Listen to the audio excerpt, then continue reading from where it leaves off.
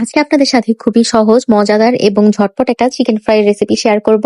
সবার প্রথমে আমি একটা পাত্রে নিয়ে নিলাম 1 চা চামচ আদা রসুন বাটা, তারপর নিলাম 1/2 চা চামচ শুকনা মরিচের গুঁড়া। এটা আমি কম পরিমাণে নিয়েছি কারণ আমার ছেলেও খাবে, আপনারা একটু পরিমাণে বাড়িয়ে নিতে পারেন। এরপর দিয়ে দিলাম 1/2 চা চামচ ধনে জিরার গুঁড়া আর 1/2 চা চামচ সিরকা, আপনারা এখানে লেবুর রস ইউজ করতে পারেন। 1 চা চামচ সয়া সস দিয়ে দিলাম, 1 চা চামচ টমেটো সস দিয়ে দিলাম। এরপরে দিয়ে দিলাম 1 চা চামচ গুঁড়া দুধ, পরিমাণ মতন লবণ আর স্বাদ মতন চিনি।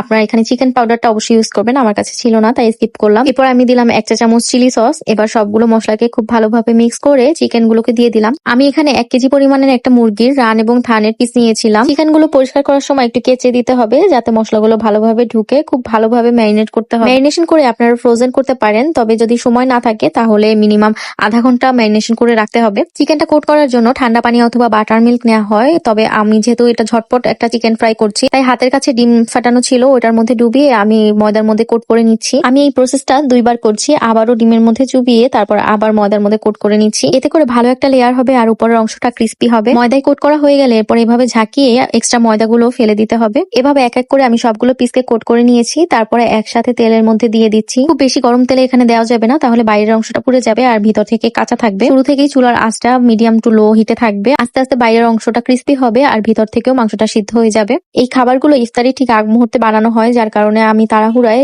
কোনোটারই ফাইনাল লুক আমি ক্যাপচার করতে পারি না। এই ইফতারে গতানুগতিক ইফতারি বাদ দিয়ে আপনারাও এমন মজাদার ইফতারি আপনাদের ফ্যামিলির সামনে সার্ভ করতে পারেন। আর রেসিপিটি কেমন লাগলো আমাকে কমেন্ট করে জানাতে ভুলবেন না। ভালো লাগলে লাইক, কমেন্টস এবং শেয়ার দিয়ে আমার পাশেই থাকবেন। আজ এতটুকুই, দেখা হবে নেক্সট ভিডিওতে। টিল দেন সবাই সুস্থ থাকুন, ভালো থাকুন। আল্লাহ হাফেজ।